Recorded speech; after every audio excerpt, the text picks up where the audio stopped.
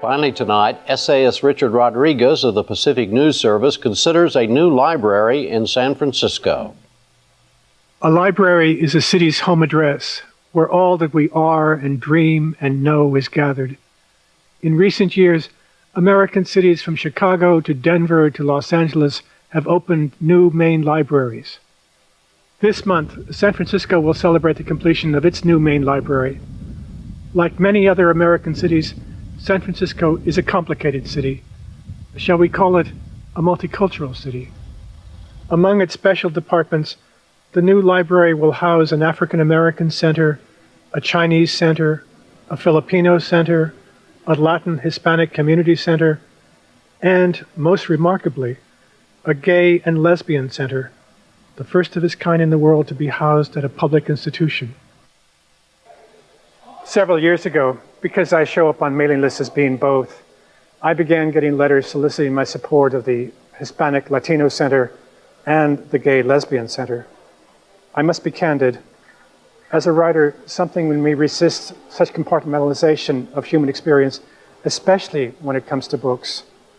And yet one sees it all the time. In America, bookstores segregate the literature of the world routinely. There are sections for women's literature, a section for African Americans, one for Hispanics, another for gays. In the final weeks, before the library was finished, there were carpenters and painters, and many shelves were yet to be filled. These shelves of the Gay Lesbian Center will hold a small number of the approximately 10,000 books by gay and lesbian writers dispersed throughout the library. Here you will find more than 24 gay magazines and newspapers from around the world, archival collections of homosexual writers and filmmakers. A cornerstone of the collection will be a previously underground literature never before seen in any American library, like The Mask of Lesbos by Lee Thomas, or Two by Eric Jourdain. Yet I wonder, what exactly is a gay book, and who decides? Is D.H. Lawrence a gay writer? Do we learn more or less when we regard Michelangelo as a homosexual painter? The danger of too cleanly circumscribing human experience, even in order, as in this library, to celebrate that experience, is that one ends up trying to put borders around something that is fluid, expansive, human. I admit to feeling an ambivalence here. I think of a friend of mine, a man now late in his 70s, who grew up homosexual in a small southern town. My friend remembers going one day as a teenager to the local library, surreptitiously looking up in the fat dictionary the word homosexual. The library was the only place in the world that gave the teenage boy a word to describe his own heart. Books by homosexual writers have been burned, banished, forbidden by clerics and dictators.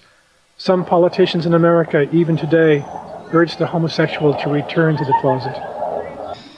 The theme of noisy rebellion is apparent in this elegant room here on the third floor of the new San Francisco Main Library. It is when I consider the bravery of this collection, the defiant lives of so many of the authors whose books will be sheltered here, that I am most moved by it. One remarkable feature of the Gay Lesbian Center will be a huge mural by Mark Evans and Charles Brown, titled Into the Light. The mural is an outrageous vision of the gay city, defiant, enduring, a cartoon of heroism. The figures are anonymous, but they are rendered romantically as heroes. At a time when our national leaders lack grandeur and vision, when our public entertainment and civic life is meager, the human here is recognized as heroic. In the mural, books are durable as stone, light as air. Books ascend into heaven. I'm Richard Rodriguez.